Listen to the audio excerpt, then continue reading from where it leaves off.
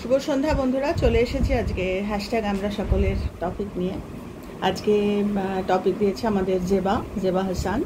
তো গতকালের টপিকটাও খুব সুন্দর ছিল। আজকের টপিকটা একটা অদ্ভুত টপিক, কিন্তু বলতে হবে।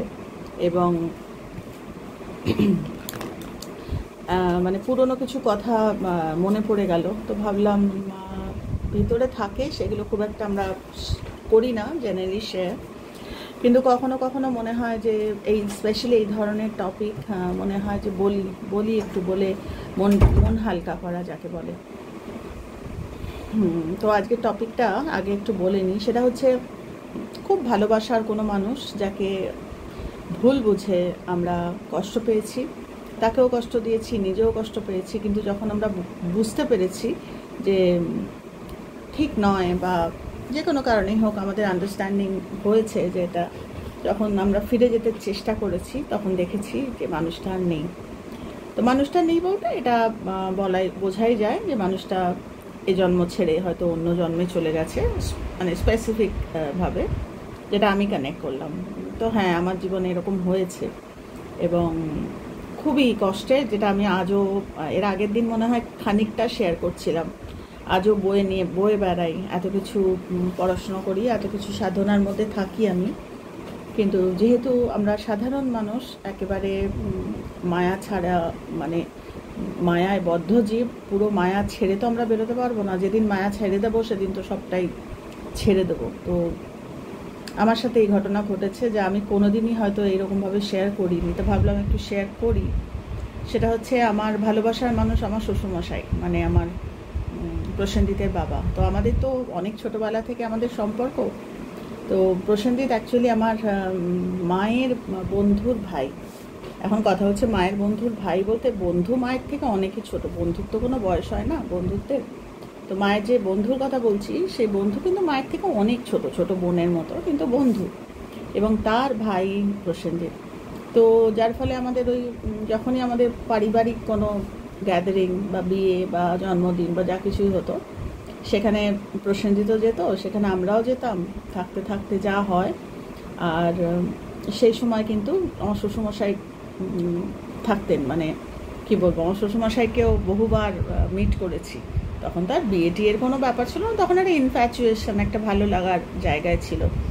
তখন আমরা অনেকটাই ছোট, মানে বলতেও দ্বিধা হয় যে খুবই ছোট, স্কুলে পড়ি, কিন্তু বুঝতাম না তখন। একটা একেবারে ইনফ্যাচুয়েশন ছিল। কিন্তু তখন বাবুনের মানে বাবুন বলতে প্রসেনজিতের বাড়ির নাম বাবুন। তো প্রসেনজিতের বাবা উনিও কিন্তু থাকতেন, কেননা যে বললাম বন্ধুর ভাই, মানে মামা, মানে যার কথা, যাদের বাড়ির কথা বলছি সেটা মামা বাড়ি, মানে আমার শ্বশুরমশাই হচ্ছেন মামা। তো বাবাকে দেখতাম এবং বাবা ভীষণ, মানে খুব, মানে যেমনি তার রাজপুরুষের মতো চেহারা ছিল, আর তেমনি তার মানে কি বলবো, তার ডিগনিটি ছিল, তেমনি তার কথাবার্তা, তেমনি খুব ভালো লাগতো। হয় না, এক একটা মানুষের ওরা এক এক রকম। পরবর্তীকালে তো উনি আমার শ্বশুর হয়েছেন। প্রথমে তো বুঝতে পারিনি, যতদিনে মানে বুঝতে পেরেছি ততদিনে বাবার প্রতি একটা অন্যরকম একটা, মানে বাবাকে দেখতাম, মানে তো বাবা এতটাই সিনিয়র, মানে আমি তোমাদের এটাও বলেছি যে মানে আমার শ্বশুর শাশুড়ির অনেক বেশি বয়সের সন্তান হচ্ছে প্রসেনজিৎ। তো যখন বিয়ের পর যখন বলেছিলাম যে ওনাকে কী বলে ডাকবো, তখন প্রসেনজিৎ মজা করে বলেছিল, কেন দাদু, দাদুর বয়সী। তো যাই হোক, বাবা বলেই তো বাবাই বলতাম, আমার কোনো অসুবিধা হয়নি বাবাকে বাবা বলতে, কারণ আমি আমার বাবাকে বাবা বলতাম না, আমি আমার বাবাকে বাবাই বলতাম। দুটো বাবাই না আমার বড্ড প্রাণের, মানে আমার, মানে বাবা, আমার কি বলবো, আমার যে বায়োলজিক্যাল ফাদার আমার বাবাই, সেই বাবাও হচ্ছে আমার প্রাণ। আমার শ্বশুরমশাইও ছিল আমার খুব খুব কাছে, খুব ভালোবাসতাম, বলতে কোনো দ্বিধা নেই। আর আমার ভালোবাসাটা না একটা অন্যরকম ছিল, খুব একটা স্মার্ট টার্ট ছিলাম না তো, তখনকার দিনে আমাদের না জগৎটা খুব ছোট ছিল। তো বাবার সাথে বন্ধুত্বটা না একটা অন্যরকম ছিল। মানে আমার যতবার নাচের প্রোগ্রাম বাবা যেতেন বলতে বাবা কিন্তু মারাত্মক, মানে বাবার পার্সোনালিটি অন্যরকম একটা ছিল। কিন্তু জানি না কেন আজকে 2 আর 2 4 করি, বাবাও কি বুঝতেন যে অনেক বন্ধুর মধ্যে এই মেয়েটির সাথে আমার ছেলের বিয়ে হতে পারে, সেটা আমি জানি না। কারণ প্রসেনজিতের প্রচুর বন্ধু বান্ধব ছিল, এবং তার মধ্যে গার্লফ্রেন্ডস, বয়ফ্রেন্ডস আলাদা করা হতো না। একটি মেম সাহেব বন্ধুও ছিল। বাবা জীবনে মানে প্রসেনজিতের কাছে গল্প শুনেছি যে প্রসেনজিৎ তো প্রচুর, প্রসেনজিৎ ওয়াইল্ড ক্লাবের মেম্বার ছিল, মানে ক্যারাটেতে অনেকগুলো বেল্ট পাওয়া, খেলাধুলা মানে মারাত্মক, মানে যখন ও পড়াশোনা করছে তখন ওর খেলাধুলাতে ওর একটা ক্যারিয়ার তৈরি করার কথা ছিল, সেটা হতে দেয়নি বাড়ির থেকে। কিন্তু এইরকম, কিন্তু প্রসেনজিৎ গল্প করে যে উপু জানো তো আমার বাবা আমার প্রোগ্রামে কোনোদিনও যায়নি, কিন্তু তোমার প্রোগ্রামে সবসময় যেত। শুধু যেত না, পরে যখন আমি আবার প্রসেনজিতের সঙ্গে দেখা করতে বা বাবার সাথে, অনেক সময় শুধু বাবার সাথে দেখা করতে যেতাম, মানে এইরকম সুন্দর একটা আমাদের সম্পর্ক ছিল। প্রসেনজিৎ নেই হয়তো, কলেজে গেছে কিছু, আমি বাবার সাথে দেখা করতে গেছি, স্পেশালি আফটার ফাংশন। বাবা না বসে বসে আমাকে এটা বলতো, ওটা গল্প করতো, ওই মেয়েটির এইরকম পারফরমেন্স। বাবা খুব কালচারাল, মানে কালচারালি খুব এনহ্যান্সড ছিলেন আমার শ্বশুরমশাই। মানে যে কোনো নাচের প্রোগ্রামে নাচ নিয়ে কিছু বলতে পারতেন না, কিন্তু অ্যাম্বিয়েন্স নিয়ে বা তুই অনেকটা, মানে এমনও মনে আছে যে একটা রবি ঠাকুরের পুরস্কার একটা ডান্স ড্রামা হয়েছিল, তাতে আমার বউ, যে আমার বউ হয়েছিল আমারই বন্ধু, আমরা একসাথে নেচেছিলাম। আমি হয়েছিলাম কবির চরিত্র, মেন চরিত্র, আর ও হচ্ছে আমার বউ। আর আমার বউ যে হয়েছিল কবি পত্নী, যে সে বেটে আর আমি লম্বা। এবার ও আমাকে না ধরতে, মানে আমাদের রিহার্সালের সময় আমাদের বারবার ওটা পয়েন্ট আউট করেছে, কিন্তু রবীন্দ্র সদনে মানে স্টেজে যখন আমরা একদম পারফর্ম করছি তখন না বোঝা গেছে ব্যাপারটা, যে ও আমাকে, মানে আমরা দুজনে কাছাকাছি আসতে পারছিলাম না। যতক্ষণ আমরা কাছাকাছি আসছিলাম তখন গানের নেক্সট লাইন চলে যাচ্ছিল, সেটা বাবার চোখে পড়েছে। মানে এইরকম, মানে বাবা এতটাই কালচারালি বাবা খুব ইয়ে ছিলেন। তো এইরকম, তারপর সানন্দা পড়ে পড়ে বাবাকে শোনাতাম।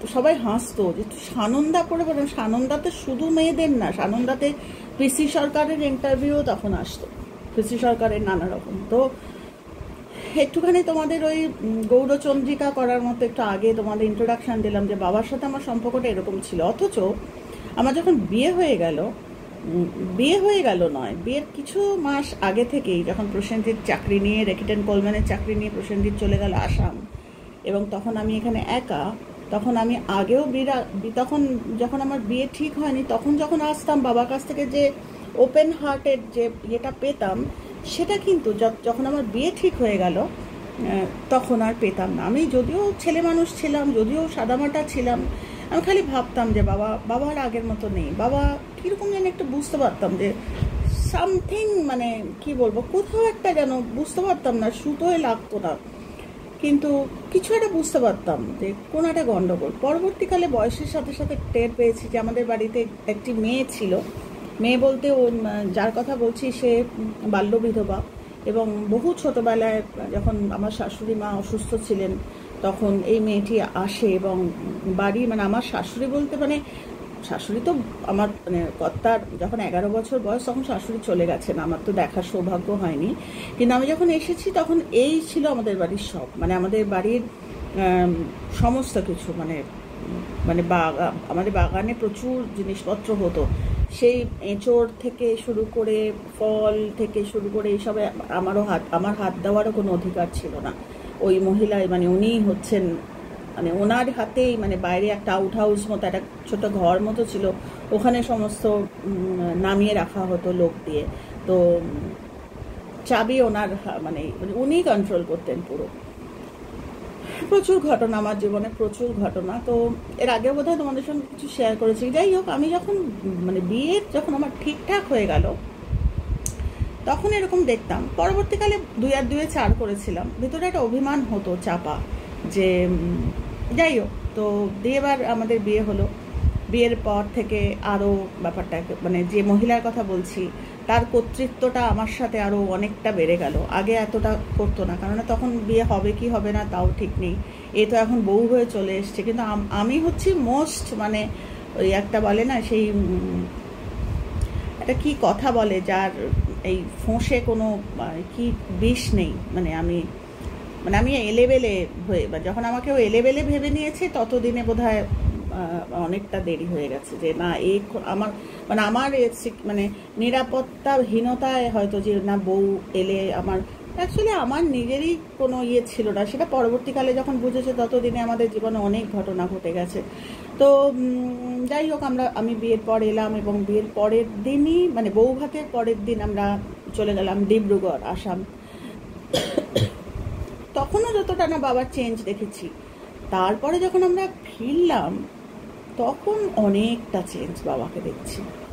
তো খুব অভিমান হতো যে আমি ভেবেছিলাম যে আমার এখন বিয়ে হয়নি, বন্ধু হিসাবে বাবার কাছ থেকে এতটা কানেকশন, বিয়ের পর তো সারাদিন বাবার সাথেই থাকবো, কত না জানি ভালোবাসবে, কত না জানি, সেটা অনেকটা, আমি তো সব কথা বলা যাবে না, কেননা বাবাকে আমি অনেকটা ফারাক দেখতে শুরু করলাম। তারপরে কিছু একটা মানে আমার পর 1 বছর পরেই, ধরো 1 বছর না 2 বছর পরে মাম্মাম হবে, তখন বাবা এটাও বলতে পারতেন না যে এটা খেয়েছিস, ওটা খেয়েছিস।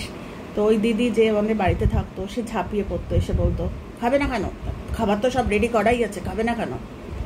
তো জানি না, হয়তো অশান্তিকে এড়ানো, কেননা ওই ভদ্রমহিলার ওপর একটা মারাত্মক গ্র্যাটিটিউড ফিলিং, কেননা মা, শাশুড়ি মা বহু ছোটবেলায় চলে গেছে, ছেলেকে সামলানো, তাকে বড় করা বলতে স্কুলে দিয়ে আসা, খাওয়া দাওয়া, তারপরে সংসারটা সুন্দর করে দেখে রাখা, সব তো সেই করেছে।